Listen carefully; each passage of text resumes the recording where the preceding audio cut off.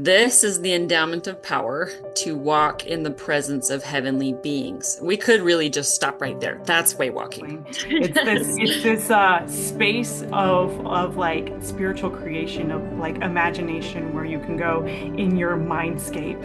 And it just kind of flows in and then the people come in and then Christ Yeah. come, whatever the experience is, then the metaphors happen. And another way that I have come to know about it is calling it sacred imagination. Could we leave people with an idea of maybe a protocol or steps that they could follow so that they can experience way walking themselves? Yes. I'll give you the 7 R's. It's release, return, receive. So as you go around in your mindscape, everything that you see, every person that you see or creature, talk to them, whereby they do overcome the veil in them, and taking instruction from angels, from their kindred dead, and also from Jesus Christ. All right, hey guys. Today we are going to have an interesting discussion. I invited my friend Noelle on, who is very knowledgeable about the Nemenhah, those wonderful records that we've shared on this channel before. And today specifically, we would like to talk about something the Nemenhah brings up, which is way walking and what that is and how it can apply to us and how it can become a tool in our lives. Noelle, what Yes. is way walking? All right. I think like I last time when we had this conversation on the Nemenhah, I just let things flow, but today I felt very strongly that I need to actually show it to you. I need to show you the verses. Is it all right if I share my screen? I'm gonna Sure. share my screen.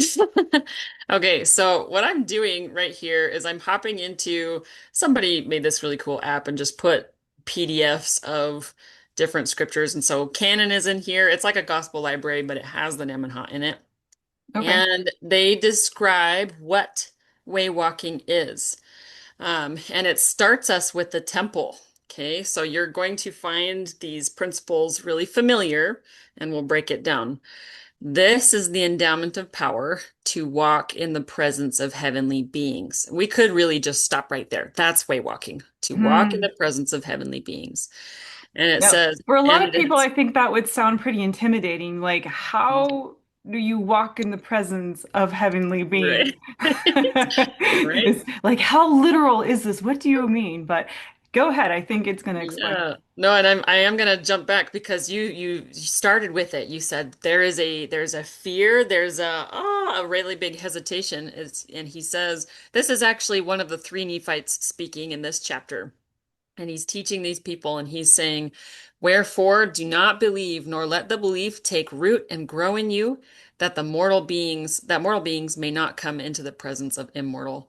He says you absolutely can. Absolutely. So let's see what he says. It is for this purpose that men and women might progress in grace and in wisdom, in faith and in virtue, to that point of perfection whereby they do overcome the veil in them that does prevent them from entering upon the way. And they capitalize way whenever they speak about this. And taking instruction from angels, from their kindred dead, and also from Jesus Christ. So how it began, and it is for this purpose that the works of the high place are given, the temple. The whole point of the temple is to take us into the presence of heavenly beings. And it says, behold, the covenants and ordinances of the high place or temple are given for no other purpose than to bring the souls of the children of men out of darkness and into the light of truth. And when this is accomplished, they do see visions and dream dreams. They walk with their ancestors and receive instruction of them. And I love it because when they say the hearts of the children are turned to the fathers, they're like, literally, you're talking to them and you love them and they love you. And when they have progressed to that point where they may withstand his presence, even with the Lord of heaven, even Jesus Christ. So, way walking, they describe it, and I'll stop sharing my screen for a moment. They describe it as it is a terrestrial plane where we can meet heavenly beings and our physical bodies are not destroyed by it. So they're Right. like, their glory is great, but they still want to talk to us, so they have to meet us in the middle. And If it's we a wanted spirit. to use new age terminology, which I know Mhm. a lot of Christians don't like this, but I think that that would be the astral plane if you wanted to Oh, bring right. that those two things together. They Or would even refer to tie that in as the spirit. astral plane. Yes. It's this space of like spiritual creation of like imagination where you can go in your mindscape. And it just kind of flows in. It feels different than like when you're like straining to imagine something. It's more of like set an attention and intention, and then the imagery flows in, and then the people come in, and then Christ Yeah. come, whatever the experience is, then the metaphors happen, and the astral plane. That's one way to say it. Right. And another way that I have come to know about it is calling it sacred imagination. Mm. And Jamie Winship, you're going to hear me talk about a lot of different people that I've learned from, and it all comes to this beautiful, oh, this beautiful understanding that he said that there's sacred imagination and there is fantasy. So one is based in light and truth and Christ. And that has faith and hope and love. But the fantasy imagination has fear and lust and greed, right? Mm. So you do need to take time to discern. Like go to Moroni 7, where he says uh, he says to practice learning what good and evil looks like, to practice discernment, to study it out and know about it. So Right, learn the fruits. Hey, can mhm. I back up just a little bit where it talks Yeah. about walking with your ancestors? Hmm. Okay, so one of the criticisms that I've gotten, like once I opened up, thinned my veil, and Uh-huh. started having wonderful experiences with God, another thing that would happen is I would begin talking with ancestors and other people who have passed. And there is quite a bit of a stigma there with what people call mediumship. Huh. And there's reason for that. So people would criticize, well, you're talking to the dead, and that's being a medium. And being a medium is bad. And it's like, well, is it? Like I've heard of so many people having sacred experiences Yeah. where the dead have come in, their past loved ones, and communicated with them. And so it's like, well, what is it about like quote unquote mediumship that's Yeah. so bad? And I think there's a hazy line there, and I think it's because this is a little bit of a tangent, but it's about like intentions and service to Mhm. others and maybe deceptions of the adversary. I think there is some space for some mediumship to be not of the light. But Exactly. when you are having this communion, this sacred communion with your dead, it's okay. Like it's Yeah. right there. Well, if you believe the Nemenhah, I believe it. We believe it. It's right there in the Nemenhah. And these are the types of experiences that I've had opening the veil. And other people that I've spoken to once they've opened the veil, they're like, "Oh yeah, I've spoken to my grandmother several times, and I got to my mom who passed her." And it's just, and rather than it being like a rare occasion that comes out of the blue, it Mhm. can be something that whenever I feel the need, I can call for it and have that communion. Yeah. Anyway, Well, doesn't Elder Holland say like ask for angels? Like we are way underusing our privileges, and angels are ancestors most of the time. yeah, yeah. So can I just say like what you just described is the hazy line. That's why discernment is so important. And we all have that responsibility. I want to use that word to study it out. So I'm going to share an experience and tie in some other things. The other day, this was like last week,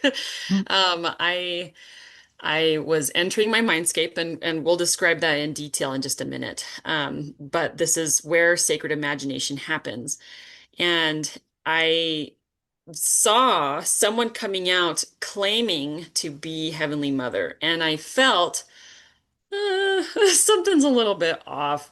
And so I asked Christ, is this Heavenly Mother? And he shakes his head, and she made the ugliest evil face. And I was like, okay, so I in my sacred imagination space, I use light for everything.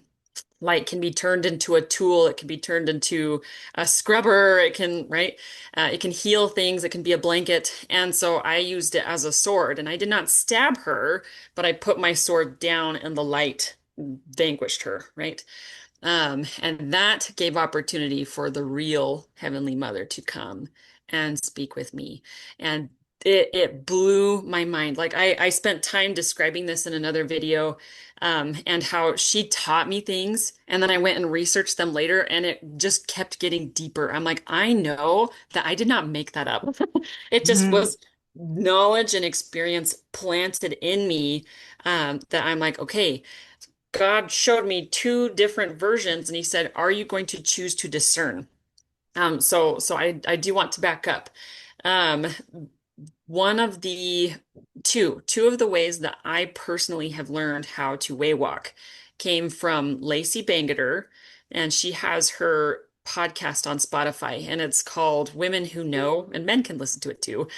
Um, and she was like, I just learned all this stuff because the veil was thin for me my whole life, and she would like start using the atonement visually. So she'd give Christ her pain. She'd give him difficult people and say, help me forgive them because I can't handle this. And he'll transform her problems into love and charity and give it back to her. So, like, a lot of what I learned was from how she pays. And then Keith Redford and his step behind the curtain work. He a quick explanation on him and why this is important. Um, eh, his work over the course of the past 30 or so years has been like a therapist. He counsels with people and helps them overcome trauma, mostly from satanic ritual abuse and other terrible things. um, People with multiple personality disorder. When they have that disorder, um, their spirit fractures from trauma. And so I like to think of it as a broken spirit more than anything. I think all of us are a little bit broken. And so these parts of their spirit would come forward and talk through the person to Keith and teach him things that how could they have known about the plan of salvation? They're an atheist. They're Jewish, but why are they talking about Christ right now? Like these experiences kept happening to him, and he's going, hold on, all these hundreds of people, their spirit knows. And it made this very clear, these principles of sacred imagination, where we are all connected energetically. Spirit is light, light is intelligence, and matter is light and intelligence and energy, right? And so Keith says when you are processing emotions or energy, if you hang on to them, it'll go into your body, or your spirit will be hanging on to it, or in your mind there will be junk. And so you need to learn how to release these things. And I was like, oh my gosh, what Lacey was doing was using those same principles with Christ. And that's what Keith does, is he invites Christ into your mindscape and says, can you help us take this pain and transform it and heal it? So that's a really great place to start with. It's used. It works. It heals people. Yeah, It's incredible. I'm glad you brought up Keith. Yeah. I have not taken his workshop, but I have read his first book, and so I'm familiar with like the concepts behind how his healing methods work. And it's really Mhm. fascinating that when you experience pain and suffering, it's like within your subconscious, and your subconscious represents things through symbols and metaphor. Within your subconscious, you sort of divide up into different personalities. And sometimes that can be like actually a real personality disorder where it's diagnosable. And sometimes it's more subtle. And so it's not diagnosable, but if you do this, it way walking or similar to the way walking, what going behind the curtain, as Keith says, you Mhm. can go in and see visuals of these different metaphors of the different parts of you who are kind Mhm. of taking on these different characters that represent like this was this particular childhood trauma, and Hmm. this was a certain event that happened as an adult. I was abused this way, and this is me resisting this thing, or whatever. And there are different parts to it where there might be someone guarding a hurt part of you that you have to go through and Yeah. whatnot. And there's a very similar method in actual therapeutic practices called Yes. internal family systems. Anyway, so this Yes. is it is a done thing, but Uh-huh. Keith brings Christ into it. But what's so neat about it is it's an incredible metaphor for like the all and the one, right? The whole concept that we are all one in the beginning, and then we fractaled off into an infinite number of different I love copies of the self, right? And so, but these portions are separated from the one or the fullness of knowing that you are love, and that Mhm. separation is pain, right? So Ah, what creates yeah. these separations inside of us? It's pain. And what do we need in order to become one again? Well, it needs love. Release it. Yes. It needs love. You need to know that Uh-huh. you're love again. And so, Mhm. what you do with these different parts is you approach them with love and you give them the love that they need and the compassion that they need and helping them sort through their issues and come and they become reunited. What Keith says, they become reintegrated. Yes.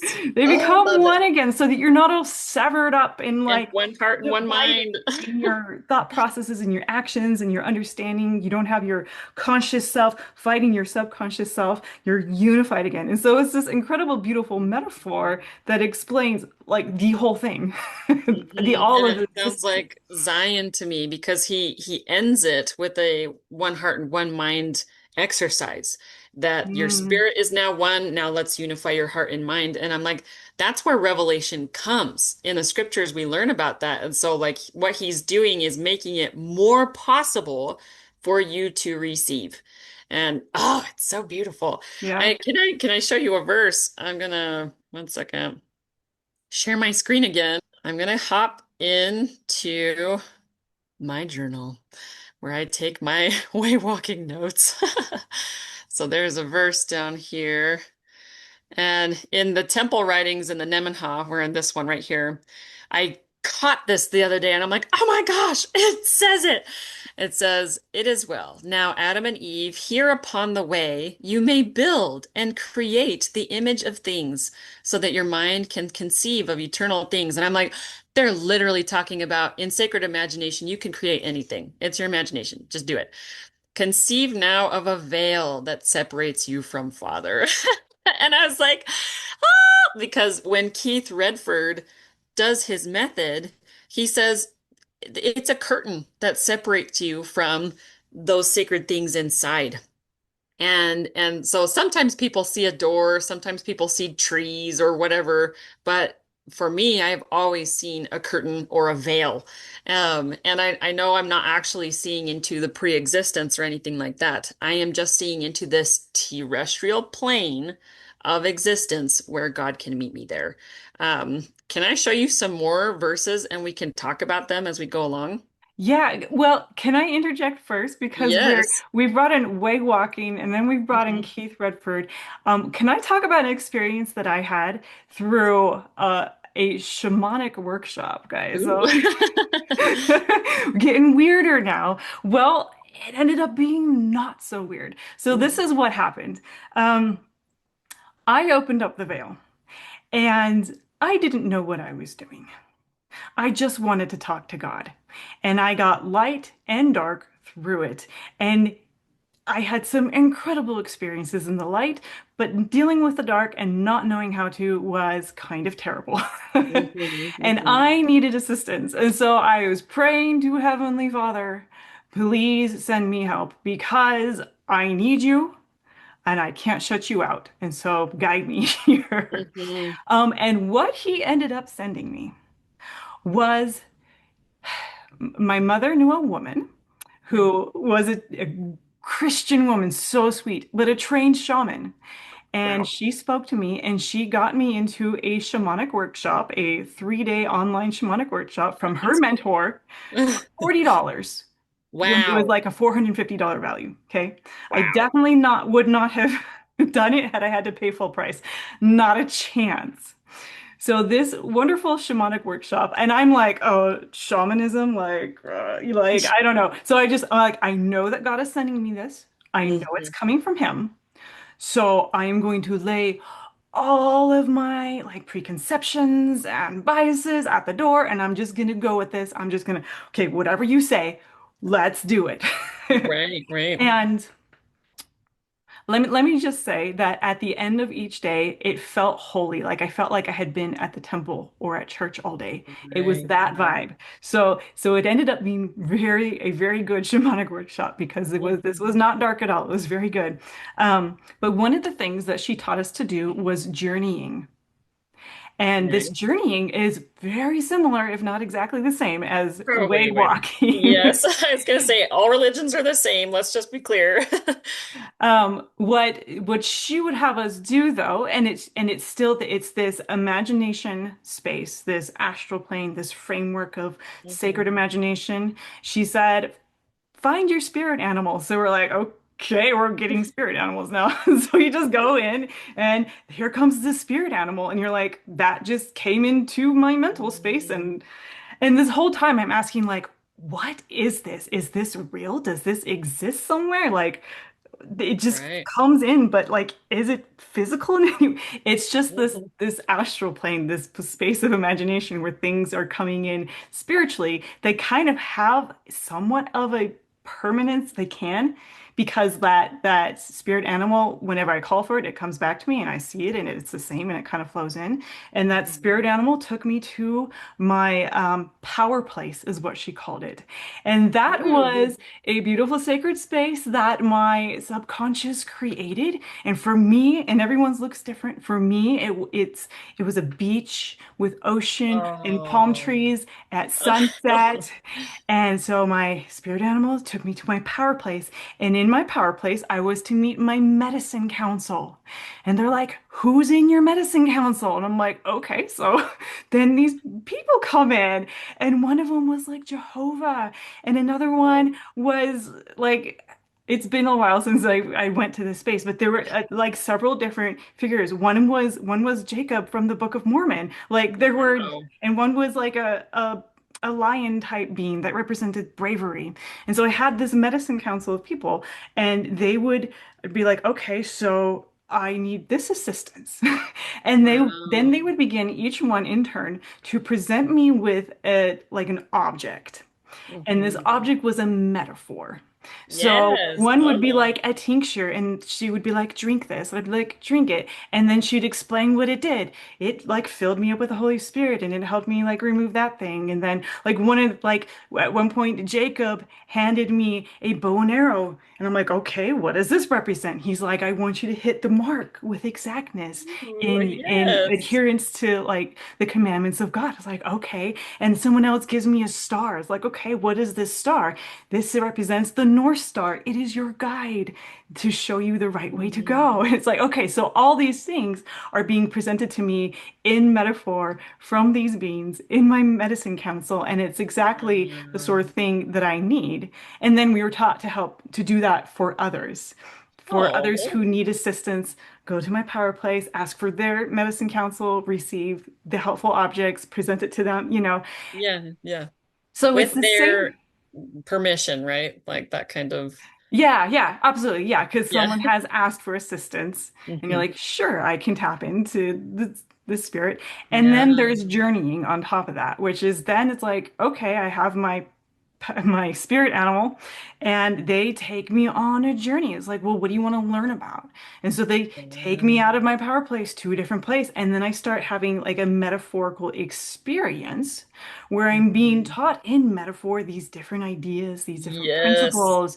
Yeah. Um, Sometimes visionary things, like was shown like a metaphoric vision of Israel in the last days, with the battle in the last days, or in and things that were happening with plague and stuff, and many other visions that were helping me specifically, that helped me walk through things that I was experiencing.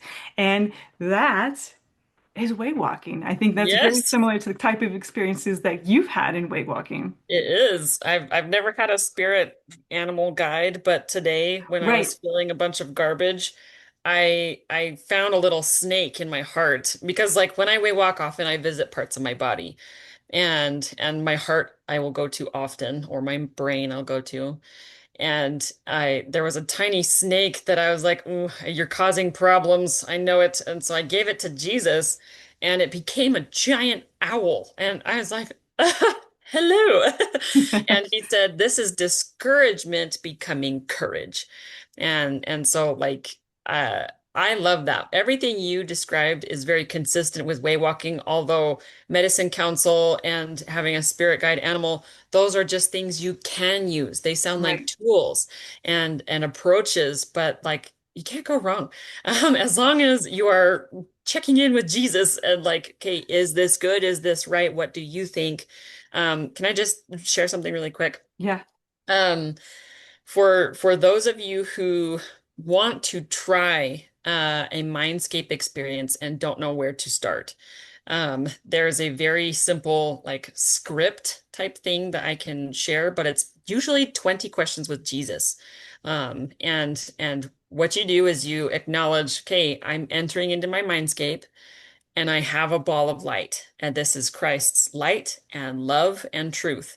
And anything dark and scary, anything of blackness or evil, I can put the light on it. Or anything sad, even anything just negative, put the light on it. So if you visualize yourself seeing a curtain and you open the curtain, what comes up? I like what Laura shared, that you just kind of let it be, let something come. If it's a person, ask them their name, ask them where they come from, because sometimes they're a part of you and they represent maybe something you felt or part of your spirit that you just need to acknowledge that your spirit's like, hey, talk to me. Like, please acknowledge this pain that I have. Yeah. So ask it its name, ask it where it came from. If it says, no, I wasn't born in your body, you can be like, okay, can you go back to your body? Or if you don't have a body, can you go back to God or Satan? Like, can you pick somewhere because you don't belong in me?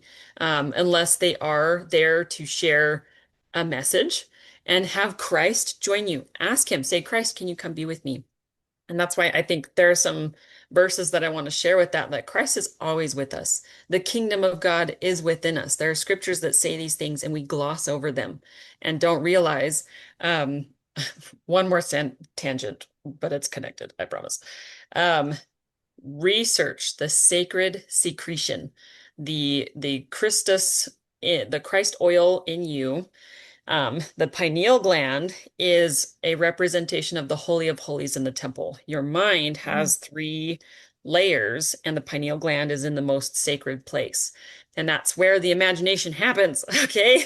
Mm. And there are even like angel wings surrounding it that looks like the freaking Ark of the Covenant, okay? Holy of Holies, God could not be more obvious when he's like, guys. And so when you're in here, there's so much more there, so much more in the science of what is happening when you are in this imagination space.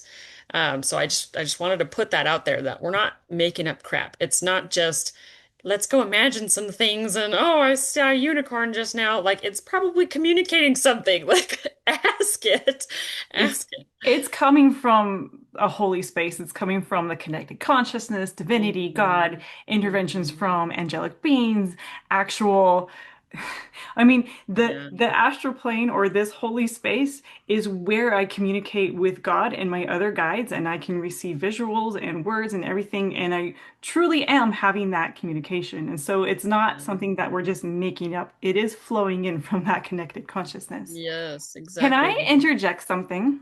Hmm. So you talked a little bit about glowing up that light. That light is that Christ and putting that light on anything that's dark and scary or sad or whatever. Hmm. That is something that we always did in the shamanic workshop is we Oh, would cool. begin through visualizations that were one was grounding, Mm. which we imagined that we were trees and we were putting our roots down to the ground and our leaves up to the sky Mm. and receiving light for whatever reason that visual really helped get you in the right space for some reason. And Yes. then we would glow up our heart lights. So we would do the Oh. glowing exercise, the light around your heart and feel the edges of it. Now expand it, right? So the Mm. point is this, it doesn't have to be that, guys. The point is that we were raising our vibrations. We were going Yes. from a lower state, maybe we had a lot of fear and anxiety, whatever, and we're clearing that out and getting into the light before we Mhm. go and enter that sacred space of the spirit realm. And I want to talk a little bit. I asked AI to tell me about way walking. What is this? And it talked about sort of the rituals that are done, right? Because Cloudpilar like he has an organization, right? Yes. So the one that we get this record from, who gave us the interpretation, Cloudpilar, he has this organization and it's very Native American based. And they have some protocols laid out for what they call the medicine wheel teachings. And I'll go over it really quick. You're fine. So one direction focuses on spiritual birth and clarity. Another direction, the heart focuses on emotional alignment and relationships, cultivating empathy, passion, unconditional love. Another one is physical discipline and self-examination. You confront your shadows, your weaknesses, your egos. Mhm. And the other one is um, where intellect and the spirit merge, allowing for the practitioner to stand in total inner peace. And so they have you go through this process first where you're working on yourself, where you're Mhm. working on your spirituality and your intellect and working through your shadows and your weaknesses and your ego. Yeah. And when I was reading this, I was like, actually, this sounds um, a lot like alchemy, actually. Oh. Um, but I think the point of this process is to help you use it for good, to help Mhm. you brighten up before you access, to do this vibing up. So to know that you're entering this sacred space and you want to be there for the right reasons Mhm. because you do get light and dark coming through when you enter Yeah. this space and you're talking about that discernment. Let's use this for the right reasons. And that was actually the biggest thing, my biggest takeaway from my shamanic workshop that helped me was Oh. when I open up the veil, I need to set an intention. My Mhm. intention is to use this for good, for Yes. light. And so that kind of teaches that this is important. Use this for good. Don't That's be power. delving into dark things because you're gonna get the runaround from Satan Yes. if you do. And that's Exactly. gonna hurt. Yeah. So, Because what goes on in our imagination affects our reality. Like, and I'll spend a minute on this because I think it is relevant. We hear a lot nowadays about manifesting and the law of attraction, and what you think about comes to you. That's why karma is a thing where we say something out loud and we're like, oh no, I just said it. Now it's going to happen. It's because our words have power and our thoughts and emotions have power, what we invite in.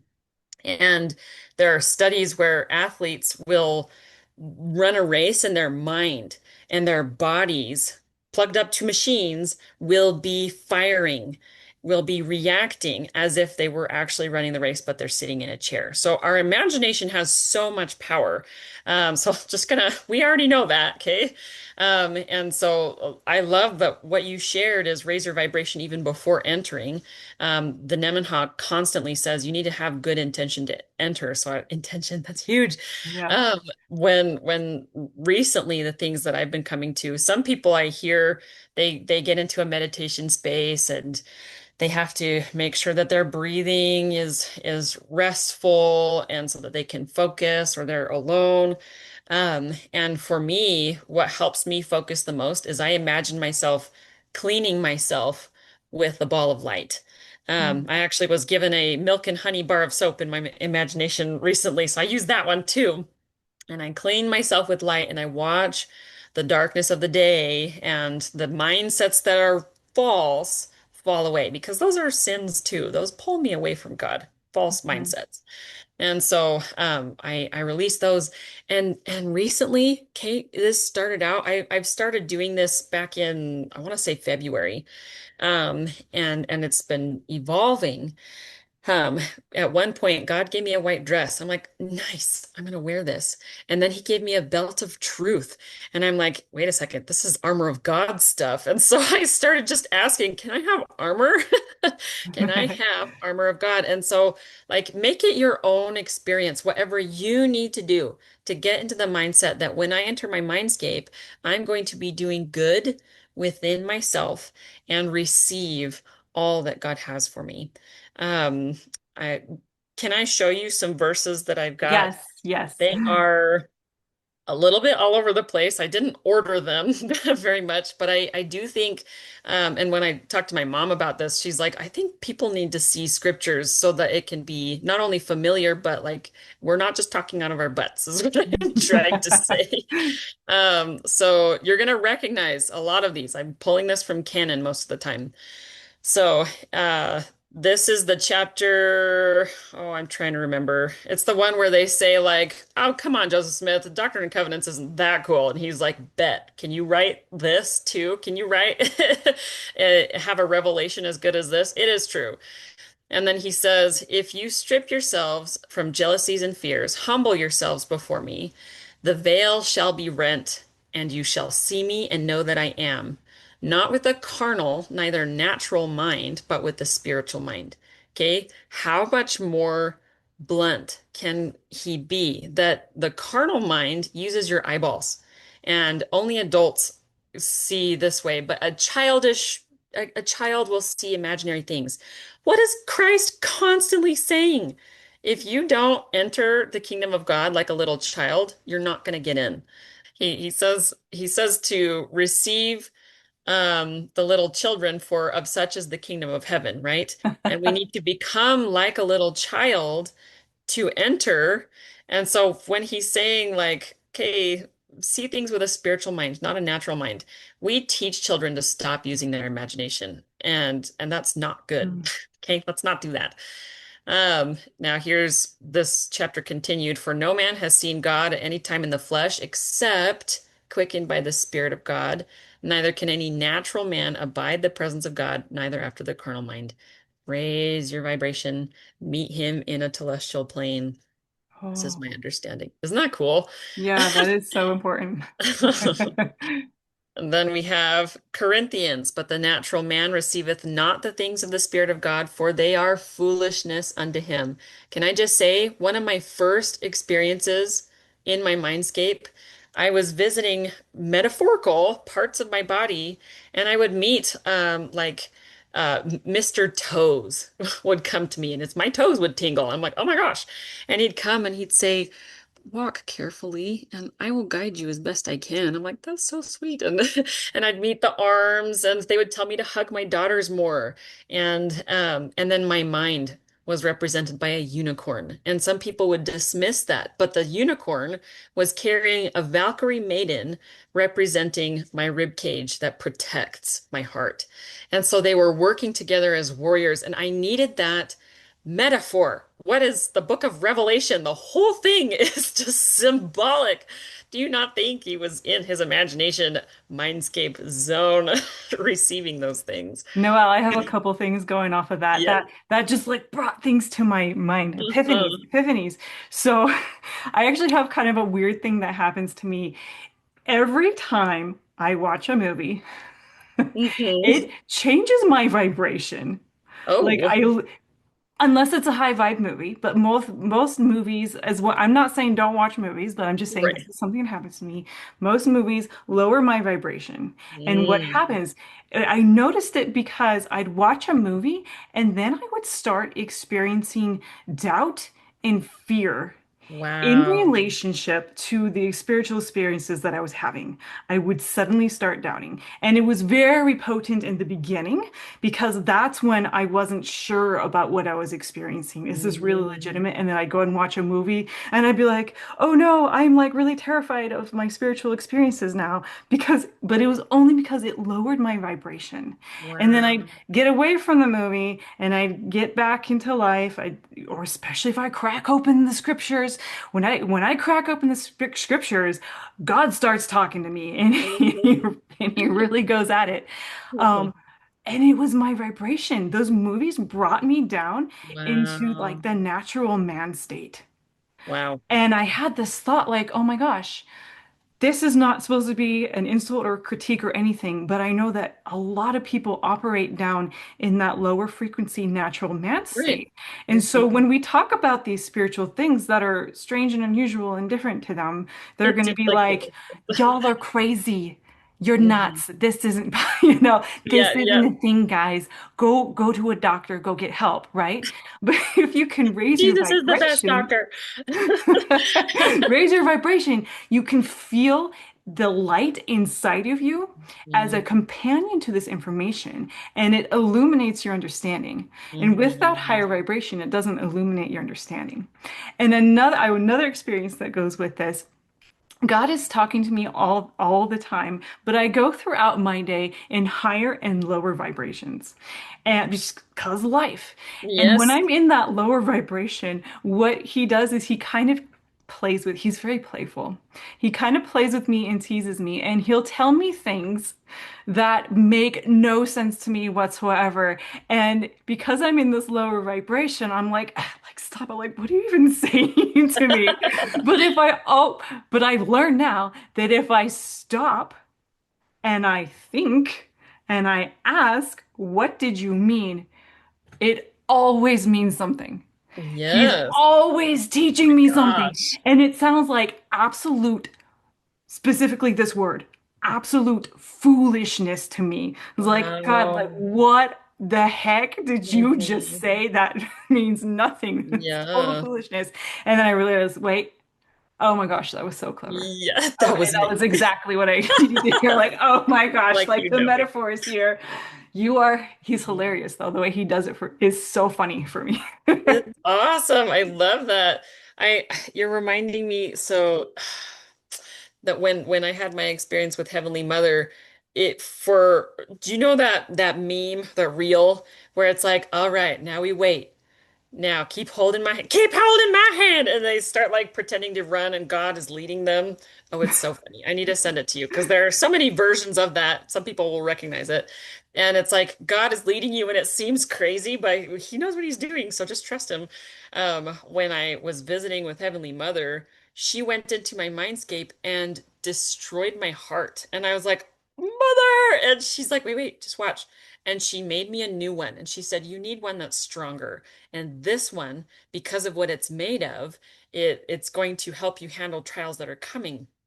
And like I went back and she had given me a rose and a bar of soap and I was like, this is all so random. I don't understand. But when I went and asked, it was so deep. And I'm like, oh, it I spent hours pondering that and talking about it and been like, oh my gosh, like what? I also wanted to share one thing. Early on in my experience with way walking, with going into my sacred imagination. Um, and I'm bringing this up because it has become a memory at this point. And I think that God is very interesting by calling things history. It's our story and sacred imagination becomes tangible for you so that now it's not just something that I read and I remember hearing him say it's now you see it, now you participated in it, you did something and it becomes a part of your life. So I one day had this really hard conversation with my husband and it was hard because I was like, oh my gosh, I have a problem. And I need to face it and do something about it because this is terrible and it's causing so much contention. And so I was sobbing and I went into my mindscape and I was like, Christ, can you join me? And he joined me and we were in like a cave and a tunnel. And he's like, what can I do for you? And I saw in my hand this feeling that was bothering me so much. And it was black and purple and blobby. And I was like, ugh. And I named it. I'm like, you are anger and abandonment and resentment, all of these awful feelings that I had that were sitting in me for a year and causing fights all the time. Like I was so snappy because that anger had not resolved. And so I was like, Christ, I am ready. And I felt that broken heart and contrite spirit, right? Sobbing on my floor at 5 in the morning. And and I'm like, can I give this to you, please? I don't want it. And so he received it and turned it into light. Lacey Bangeter explains this as he's turning it into charity. It's love now. It's light. And I said, can I have that back now that it's transformed by your light? And he gave it to me, and I spoke it into myself. I said, I receive this light. I receive this charity and love and forgiveness for that terrible feeling that I had. And since then, I have not had that level of anger or spite, or I did not have any triggers. I do not feel anything when that same topic is brought up. I used to be the one starting the Wonderful. fights, to be honest, but now I'm like, I'm a completely different person. And it's because I imagined the atonement in action.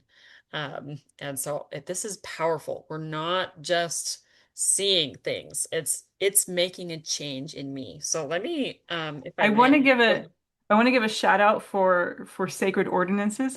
Mm, For those wonderful metaphors that we act out like baptism and taking the sacrament. Guys, these are metaphors. And if we're being taught metaphorically in the astral plane, in our sacred mental space, think of what these physical metaphors do as we act them out and embody them and make mm. covenants. Just some food for thought. I Go ahead, love Noel. that.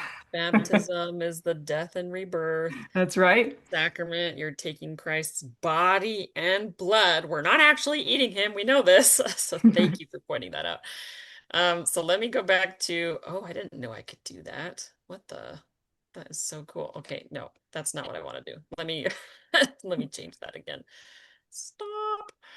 I'm going to fix that. I've never clicked that tab before. I didn't know I could do that. Okay, so the foolishness. I love that tangent. That was so fun.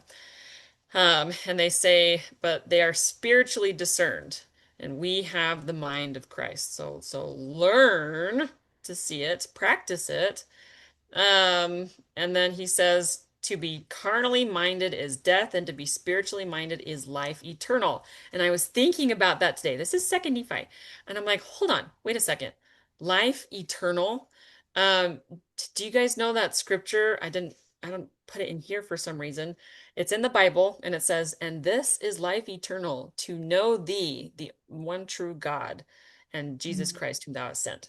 Life eternal is to know God, and that's being spiritually minded. Sacred imagination takes us right there to him. So like, whoa, these are all connected. Um, and mind you, I feel like I don't always give enough of a word on the preparation. Yes, you are repenting. Yes, you are striving to do good. I noticed that when I started to be more generous, my mindscape experiences were enriched. They suddenly became vibrant and they changed. I was like, oh my gosh, they're changing because I am changing. It's not just because I'm doing it a lot more. It's I am striving to be penitent and exercising faith and bringing forth good works, praying continually without ceasing. I pray constantly, constantly, and there's more that I could be praying for. Unto such is given to know the mysteries of God. Yea, unto such it shall be given to reveal things which never have been revealed. I know that in church culture, we have this mindset that I could work on faith for the rest of my life and I stick to the basics. That's not what God wants for you. Let's just be clear. He wants you to seek the mysteries. So, like, let me coax you Stop residing in fear and trust that Christ can help you discern and that if you stumble and fall, he'll help you get back up.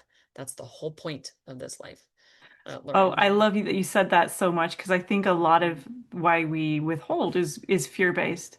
Um, be fearless and put your faith in God and know that you are the filter when you set your intentions that they are pure. Have faith that God will be there to walk you through the experience. So, and that is a big thing that people talk about with meditation and other things. Be fearless. Let it be playful. Let it be joy inside you. If you are afraid, like if you have in your mind that I'm not really allowed to do this and I'm afraid of the results, I'm afraid of punishment because I'm trying to do this, well, the universe is going to respond to that. Universe is a mirror. You're calling for um you're Yeah. essentially calling for the adversary to interfere with you. Be fearless. Mhm. You Mhm. are entitled to receive data through the veil. Yeah. Oh, that's so beautiful, Laura. Thank you. I love that. I'm going to skim these next ones. So, yield to the enticings of the Holy Spirit and put off the natural man. You're not killing it. God gave us the natural man to teach us things. So, just be aware of that. Become meek, humble, patient. Become as a child, full of love, willing to submit. Um, Seek the face of the Lord always. That's constantly said in the Nemenhah. Seek the face of Christ. Here's the milk and honey. That's the sacred secretion. Okay, I do want to sit in this for just a moment. Um, and yes, D&C 84. He's talking about the Melchizedek priesthood, and he says the greater priesthood holds the keys of the mysteries of the kingdom, the key of the knowledge of God. I feel like we assume we know what that means. But let's look at the context and what he says it leads to. He says the ordinances of the Melchizedek priesthood, the power of godliness is manifest, for without this no man can see the face of God, even the Father, and live. That means with the knowledge of God, man can see the face of God, even the Father, and live. And he goes on to say Moses was trying to bring his people into the presence of God, the rest of the Lord, in their lifetime. He wasn't going to go kill them all so that they could get into God's presence. We can do this. We can. And the kingdom of God is within you. He wouldn't say that if he wasn't planning on visiting your kingdom. Like, it is not just made up stuff. These are things that are changing people because they are real. Thank you so much for sharing. Mhm. Could we leave people with sort of an idea of maybe a protocol or steps that they could follow so that they can experience way walking themselves? Yes. Um, I will speak it and then I will probably send you a document to put in your your Okay. thing because it's helpful to have like something to read over and ponder. Um, so entering into the mindscape space, I like how you said raise your vibration, get into the zone of calm and rest and light and truth and love. Okay, release. I'll give you the 7 R's. It's release, return, receive, and rejuvenate, right? So as you are letting go of things of darkness and receiving whatever God has, now that your hands are open. So as you go around in your mindscape, everything that you see, every person that you see or creature, talk to them. Ask them, who are you? Where did you come from? Why are you here? And you know what? You don't even have to ask them. Have Christ beside you, imagine him, and ask him because there's nothing anyone else can say to you that he can't tell you. So just ask him. And if you are anxious, like, oh, what if I get this wrong? Be at peace because you're asking. And so he says in James 1, 5, and 6, um, if any of you lack wisdom, let him ask of God, and he gives to men liberally and upbraideth not. He's not here to smack you up the head because you asked him a question. And he said, but ask nothing doubting, for if you doubt, you are like the waves of the sea that are tossed.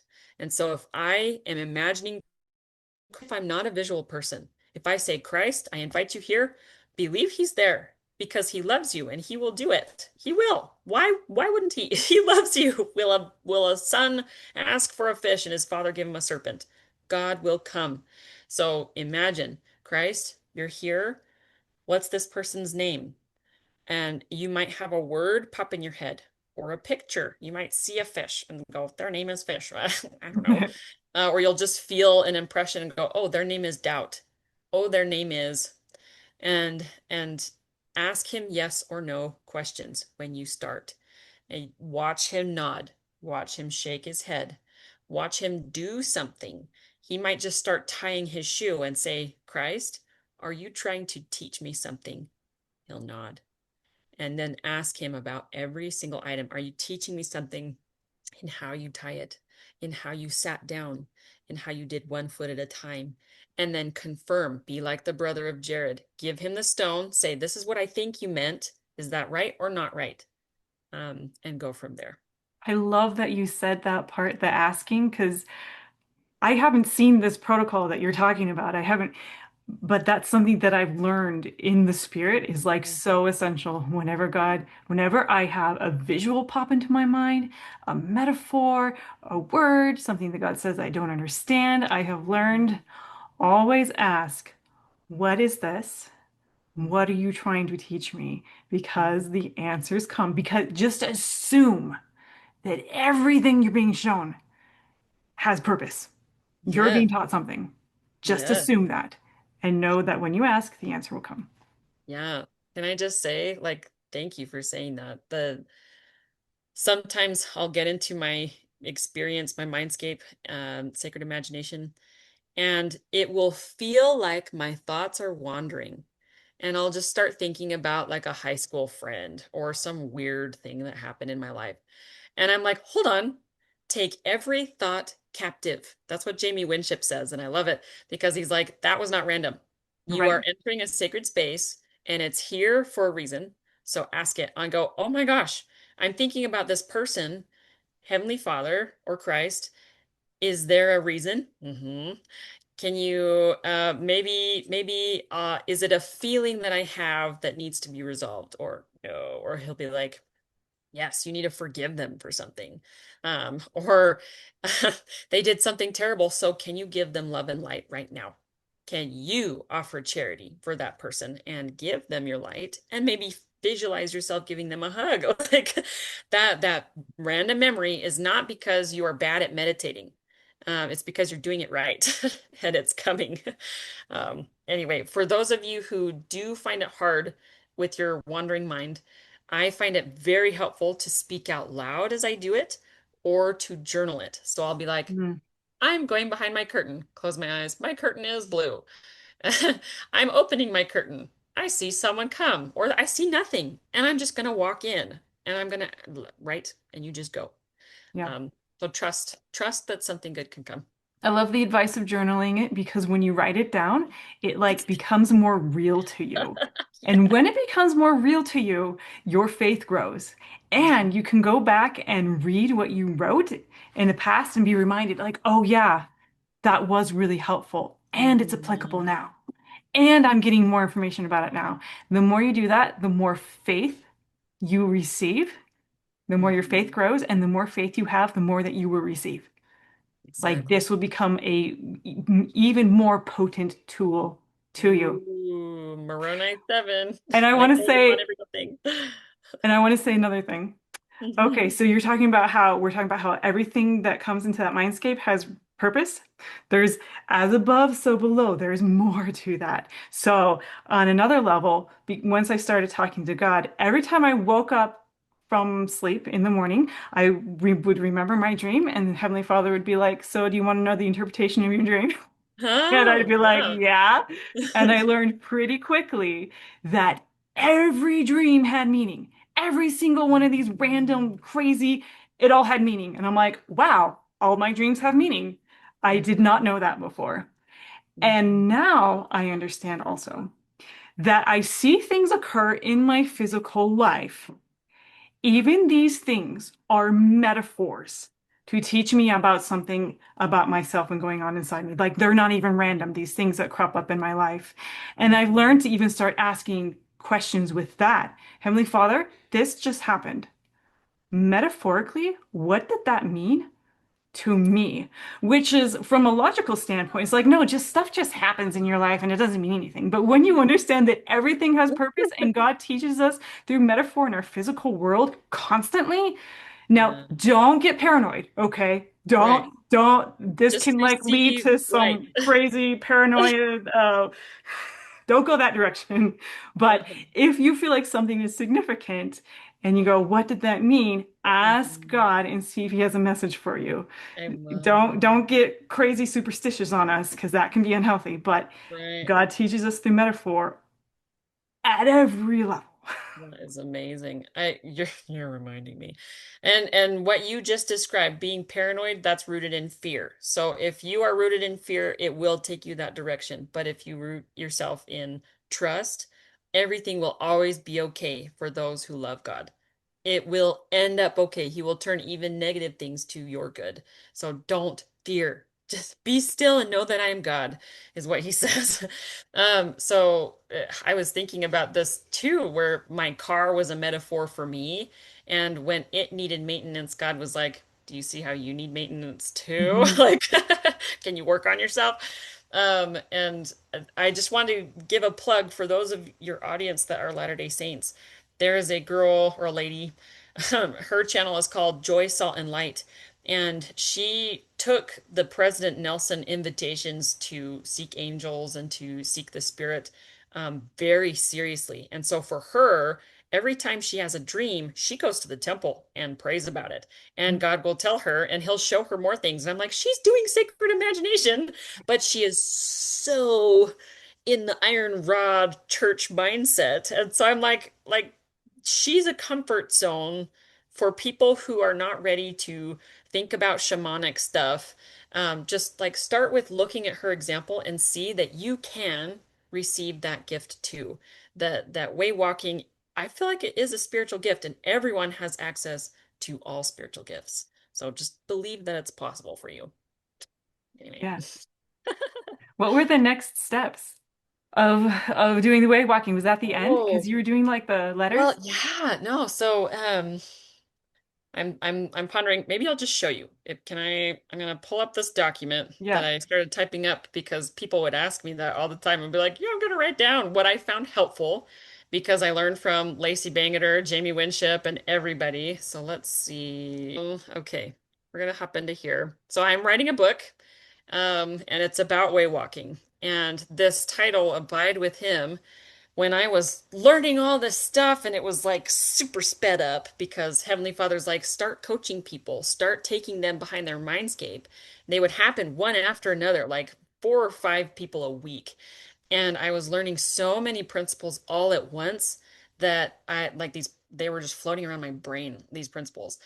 And God's like, go write them down. So I wrote them down and I rearranged them and it spelled abide with him. And I was like, oh, like, oh my gosh. So I'm gonna skip down the list. Here it is. Okay. Action, being, intention, discover, emotion, willpower, imagination, temple, help, healing, identity, and meditation. So look at that intention. That's what you mentioned. Like you can't go in here without an intention of some kind, even if it's bad, which that will take you the wrong way. So go in with good intention. So abide with him.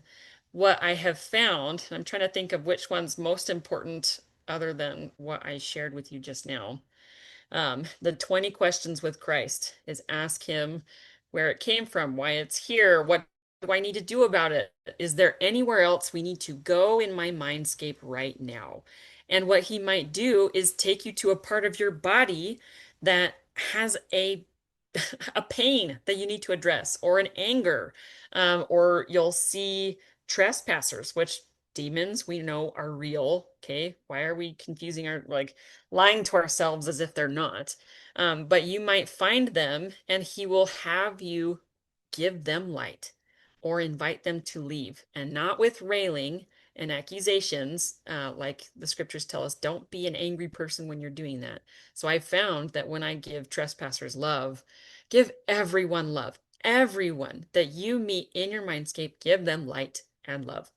And so, Yeah, that is so perfect because you cannot cast out demons with fear or anger or hatred. You yeah, cannot. They just feed because off then of they'll that. have control of You you. you have to be love, and that is what Uh-huh. they hate, and that's what they flee from. Exactly. Can I? I love it. When I first had my Mindscape experience, Keith took me behind my curtain my first time, my 3 hour session of sacred imagination. And every time we saw a trespasser that was not supposed to be in my space, they would just go and light would suck them out. And that's not typical for everyone, but for me, it's like, oh, I see you, you're gone.